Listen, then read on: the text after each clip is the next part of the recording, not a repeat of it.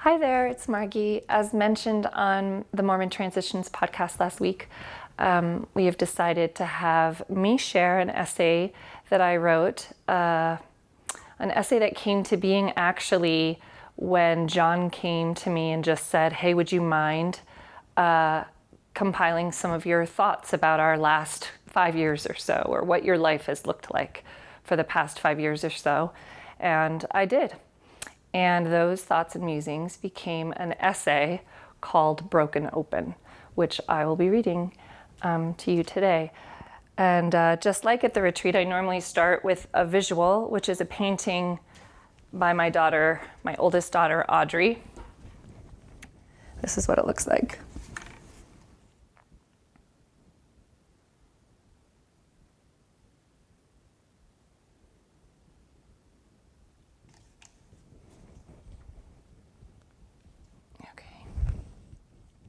Broken open. I tend to cry. A warning of sorts. Louise Erdrich wrote in The Painted Drum, "Life will break you. Nobody can protect you from that, and living alone won't either, for solitude will also break you with its yearning. You have to love. You have to feel. It is the reason you are here on earth. You are here to risk your heart. You are here to be swallowed up. And when it happens that you are broken, or betrayed, or left, or hurt, or death brushes near, let yourself sit by an apple tree and listen to the apples falling all around you in heaps, wasting their sweetness.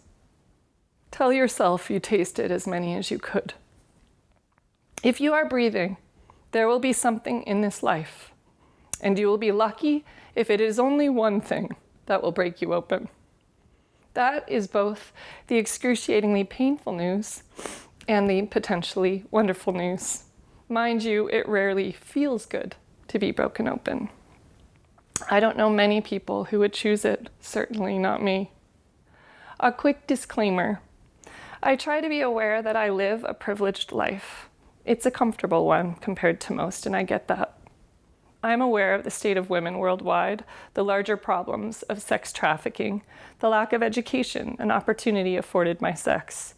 I acknowledge openly the plight of disease, the damage of natural disasters, and the effects of poorly distributed resources that include the restricted access to basic needs like food, clean water, and a safe place to rest one's head.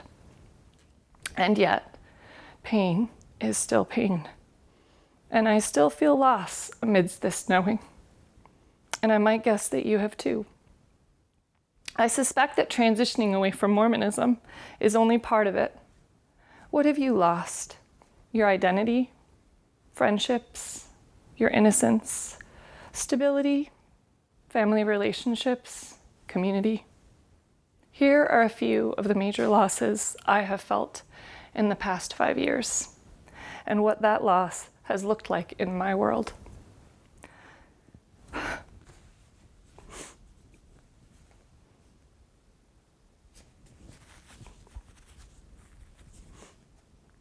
Loss looks like the gentle eyes of my father, trapped inside a body and a mind that is deteriorating quickly. My Yale-educated, brilliant, sensitive, gentle father. A psychiatrist, the man who sought to understand and give hope to those exiled by mental illness. The classically trained pianist, the former boys' choir singer of Haverford College. The man who openly cried, watching movies, reading poetry, or listening to Beethoven. Now wears a diaper, can't walk, does not know his own children, and is unable to communicate with words. The man who once studied the mind has met up with Lewy body disease, a combination of Alzheimer's and Parkinson's disease. Loss looks like the pain that sneaks under our locked doors at night to smother the children we have tried so hard to protect. The brutality of life is no longer a distant threat, but real and true. It leaves their hearts shattered and stunned, and for a time hopeless and disconnected from themselves. Katrina Kennison writes of this loss in her memoir, Magical Journey. We want to shield our children from pain, and what we get instead is life and heartache and lessons that bring us to our knees. Sooner or later, we are handed the brute, necessary curriculum of surrender. We have no choice then but to bow our heads and learn. We struggle to accept that our children's destinies are not ours to write. Their battles are not ours to fight. Their bruises not ours to bear, nor their victories ours to own or take credit for. We learn humility and how to ask for help. We learn to let go even when every fiber of our being yearns to hold on tighter. We learn that love is necessary, but that love doesn't always save people. We learn we can't change someone else. We can only change ourselves. We can go down fighting, or we can begin to practice acceptance. Grace comes as we loosen at last our white-knuckled grip on what ought to be. But even grace is not always gentle or chosen. Sometimes it arrives disguised as a burden, as loss or hurt or unwanted upheaval. Loss looks like marital trauma, our marriage, the restructuring of a relationship after great tumult. We are left shaken at the core. How did we get here? Who are you? Who am I? We are left deeply wounded, our hearts and dreams strewn about in fragments. Loss looks like the realization that we no longer belong to or feel aligned with the safe haven of the faith of our youth. Somehow, by being honest and authentic, we find ourselves alone and without a tribe. Family relationships are strained and shaken. Friendships are altered. Our lives can feel like barren lands. We are like snails without our shells, exposed, vulnerable, without protection. I'm going to read an excerpt from Broken Open by Elizabeth Lesser. To be human is to be lost in the woods. None of us arrives here with clear directions on how to get from point A to point B without stumbling into the forest of confusion or catastrophe or wrongdoing. Although they are dark and dangerous, it is in the woods that we discover our strengths. We all know people who say that their cancer or divorce or bankruptcy was the greatest gift of a lifetime. That until the body or the heart or the bank was broken, they didn't know who they were, what they felt, or what they wanted. Before their descent into the darkness, they took more than they gave, or they were numb, or full of fear, or blame, or self-pity. In their most broken moments, they were brought to their knees. They were humbled, they were opened. And later, as they pulled the pieces back together, they discovered a clearer sense of purpose, a new passion for life. But we also know people who did not turn their misfortune into insight or their grief into joy, but instead became more bitter, more reactive, more cynical. They shut down, they went back to sleep. The Persian poet Rumi says, "The breeze at dawn has secrets to tell you. Don't go back to sleep. You must ask for what you really want. Don't go back to sleep." People are going back and forth across the doorsill where the two worlds touch. The door is round and open. Don't go back to sleep. I am fascinated by what it takes to stay awake in difficult times.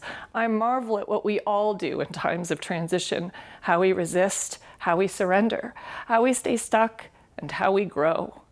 Since my first major broken open experience, my divorce, I have been an observer and a confidant of others as they engage with the forces of their own suffering. I have made note of how fiasco and failure visit each one of us as if they were written into the job description of being human. I have seen people crumble in times of trouble, lose their spirit, and never fully recover.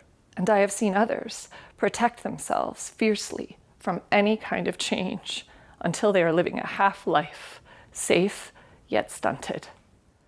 I've tried it both ways. I've gone back to sleep in order to resist the forces of change, and I have stayed awake and been broken open. Both ways are difficult, but one way brings with it the gift of a lifetime, for if we can stay awake when our lives are changing, secrets will be revealed to us, secrets about ourselves, about the nature of life, and about the eternal source of happiness and peace that is always available, always renewable, already within us. So determined not to go back to sleep, but to live awake to what is real and at hand, we break open. These losses are deaths, and they are to be fully mourned.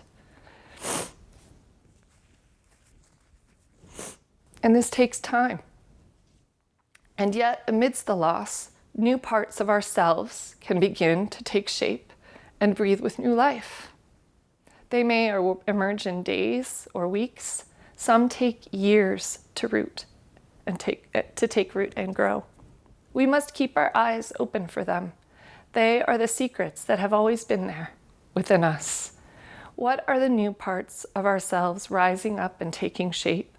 And what are these births, these new green shoots bursting forth out of the seemingly barren land? And what do they look like? What do they look like for me? These births may look like my mother's hands, working tirelessly to care for what is left of my father. The insight of her heart is worn freely now as my father dies. For he is the love of her life. There is no doubt about that. A nurse by profession, she bathes him, dresses him, feeds him, lifts him, wipes him, and sleeps by his side each night. My mother, who has always lived life on the go, has slowed to honor my dad in his last days. Her growing softness, her open vulnerability, and bold determination have been an absolute revelation. My oldest brother, on his own rocky journey for years, has returned home and stabilized, bought my parents a house, enrolled in graduate school, and works full-time. He provides my mom vacations, cares for my dad each night so my mother can sleep. Each of us, my siblings, have stepped forward to help out. We are a diverse clan, but we have united in purpose to show up for our parents, to give back. It is the birth of healing grace amidst an undignified long goodbye. These births may wear the faces of my teenage daughters, who have had to endure or are enduring their own inner reckoning with sensitive feeling hearts, battling shame, self-doubt, ostracization, and painful adult emotional baggage, only to emerge with a renewed sense of who they are, of what they want from life, what is theirs to heal, and how to cope with that in ways that honor them, not hurt them. These births may look like John and myself, a few years later, after months of work together, stepping forth as two fully formed humans, together but not codependent. It has been a reconnection of hearts, a time of forgiveness. We walk with a better understanding of what our wounds are and of what friendship and intimacy mean to us. We must give it every day. It is the privilege of supporting one another to pursue a life of meaning, together and apart, to do our own work in the relationship and partner with unwavering devotion to show up for our children day after day. These births may look like me now. This face, these eyes, a rather fragile new being created from the ashes of the religion of my youth. I gather up with a full heart what has been offered, grateful for the good, keeping that part safe and protected. And I let the rest go, each day, each moment. I read, I CrossFit, I walk, I write, I cook fresh food, I meditate, I speak about topics I am passionate about on Mormon Transitions podcast. I am propelled forward by meaning and joy, and those around me who take me by the hand and remind me, this is what it means to be alive. And we are made for this work. You are not alone. Our charge is to feel it all, to mourn fully, to grieve deeply, to cope well, to break open, to rebuild again and again upon what remains, to become more open, to love truly, to feel the joy of this moment here, now. We will be broken open, and parts of us will be lost. But much like nature, after a brutal forest fire reduces a green forest to ash, there will be new growth in the barren parts of ourselves. New births are unfolding as we speak. We will survive the tumult. We will thrive. It is part of who we are. And in closing, I'm just going to read some excerpts from the poem Still I Rise by Maya Angelou. You may write me down in history with your bitter, twisted lies. You may trod me in the very dirt, but still, like dust, I'll rise. Does my sassiness upset you? Why are you beset with gloom? 'Cause I walk like I've got oil wells pumping in my living room? Just like moons and like suns with the certainty of tides, just like hopes springing high, still I'll rise. Did you want to see me broken, bowed head and lowered eyes, shoulders falling down like teardrops weakened by my soulful cries? You may shoot me with your words, you may cut me with your eyes, you may kill me with your hatefulness, but still, like air, I'll rise. Out of the huts of history's shame, I rise. Up from a past that's rooted in pain, I rise. I'm a black ocean, leaping and wide, welling and swelling. I bear in the tide, leaving behind nights of terror and fear. I rise into a daybreak that's wondrously clear. I rise, bringing the gifts that my ancestors gave. I am the dream and the hope of the slave. I rise. I rise, I rise.